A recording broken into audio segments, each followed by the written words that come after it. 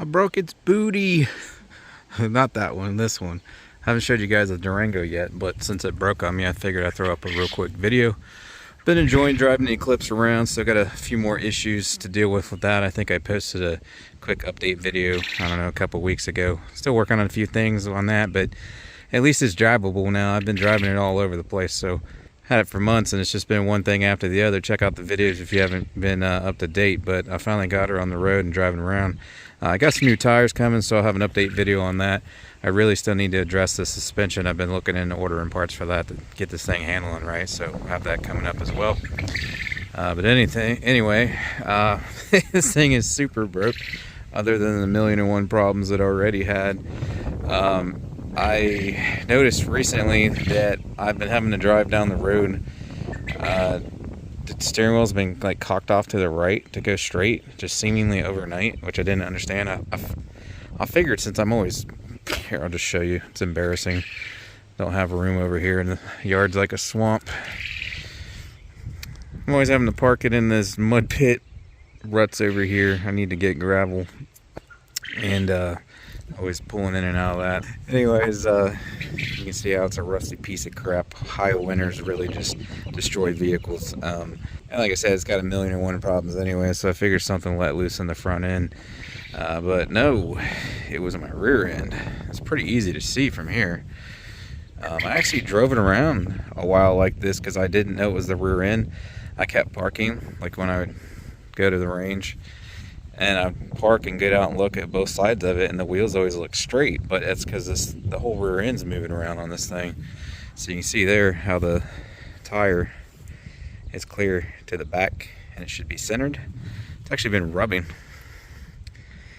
It's not touching currently, but it's actually been like rubbing. I didn't know. The exhaust is loud on this thing, so. But yeah, so basically that leaf spring right there is broken, but then also the brackets, both brackets on the rear that hold the rear of the leaf springs in place, they are sheared off. So it's basically only hanging on by the leaf spring on the other side. So 3 of the 4 contact Jesus, I cannot talk. 3 of the 4 contact points are busted. It's only just hanging on by 1 contact point. Yeah, so real Deathtrap. So I'm really glad I finally figured out what's going on with it and parked the thing until I can fix it. Show you the leaf spring here real quick. So that's it. That's where it's supposed to be connected. It's completely broken in half.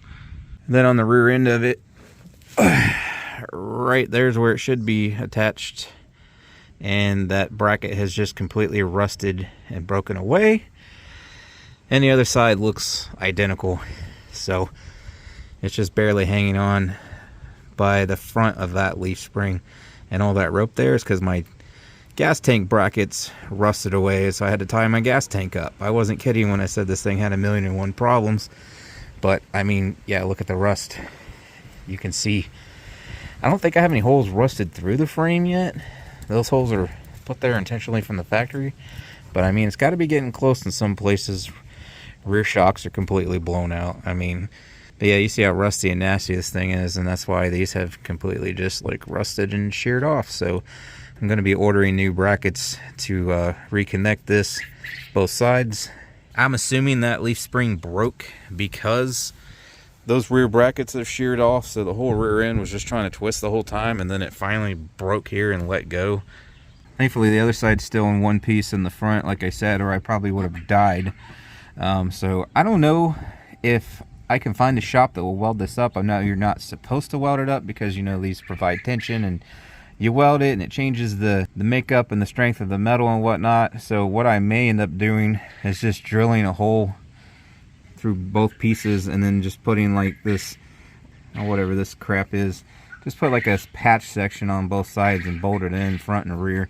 I know that's a redneck fix, but hey, I'm a redneck, so I'm just not willing to put money into something that's only worth like $500. This thing has 200,000 miles on it. It's got transmission issues too I'm trying to sort out.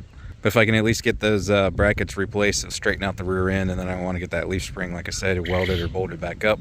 They do sell replacement leaf spring kits. I might look into that as well, but I'm at least going to get those brackets fixed and then somehow get that leaf spring at least temporarily put back together, either welded back together or bolted back together like I had stated. But yeah, I'm not trying to drive a Deathtrap, so that's why I got it parked here. Got it the heck off the road until I can get that thing fixed. So anyways, that's my POS Durango. Like I said, I drive it to the range, and any work I do or hauling I do, that's the only reason I have this thing still. So just trying to keep it on the road as long as possible before I have to replace it. I would have already replaced it, but I just don't have the money. Like I said, I have a video coming up soon. I got new tires for this, so finally get rid of those crappy wobbly tires with nails in them and keep losing air and all that crap. So starting with the tires, I still got to figure out the few issues, like I said, I'm having. Got rough idle and whatnot. It's like I actually have an issue now where I can't go above 4,500 RPM or I lose power, and I'll post a video more on that later.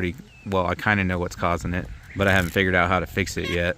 And then, like I said, I'm going to be working on the suspension of this thing. The shocks and struts are just completely blown out. I'm not sure yet if I'm doing that like piece by piece. It also needs sway bar links and whatnot. I may end up just doing a whole kit, shocks, struts, all the sway bar links, control arms and everything. I'm not sure yet, but we'll have something on that coming up too.